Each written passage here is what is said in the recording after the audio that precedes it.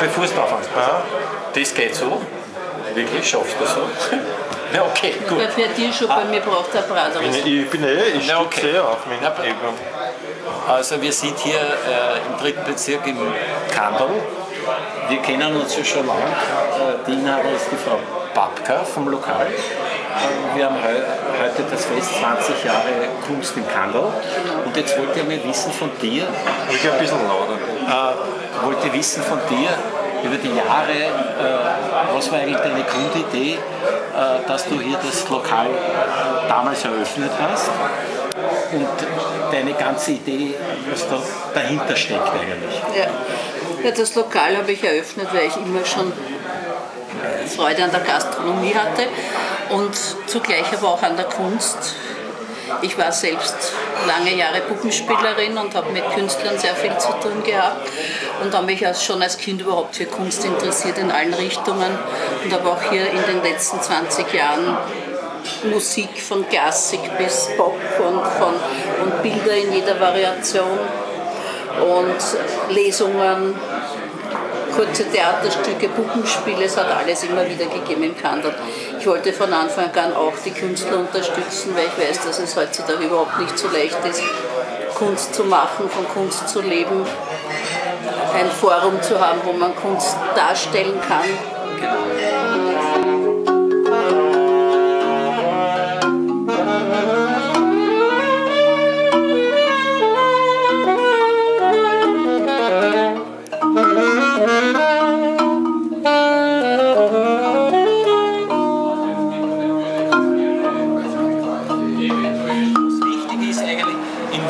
Gar nicht mehr so viele Lokale, wo das so direkt persönlich ist und locker und lustig und nicht traurig, wo man Hetz hat, wo jeder sagt, was er sich denkt, ja, wie es ist, wie das Leben ist, weil hier werden auch Lesungen gemacht, zum Beispiel Zauberer waren zum Beispiel da, der Toni Rai war da, der ist ein ganz bekannter Zauberer.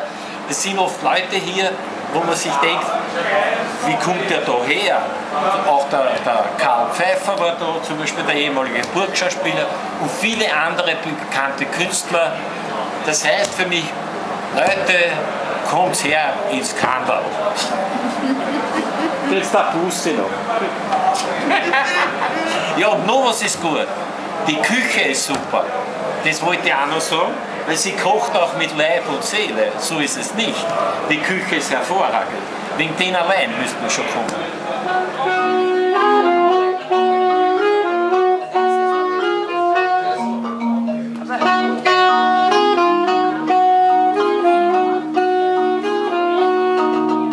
War das jetzt was? Lustig war es nicht. Nein, lustig war es nicht. Es war eher ernst gemeint. Ja. Aber man kann nicht, jeder Tag ist auf Kommando. Nein, auf Kommando geht das nicht. Nein, auf Kommando. Aber das war auch okay. Man muss ja nicht immer. Nein. Weil alle Filme können nicht, wenn alle lustig sind, dann sagen die, ja, die sind alle lustig. Das ist auch nichts, oder? So, das war ernst. Blödler,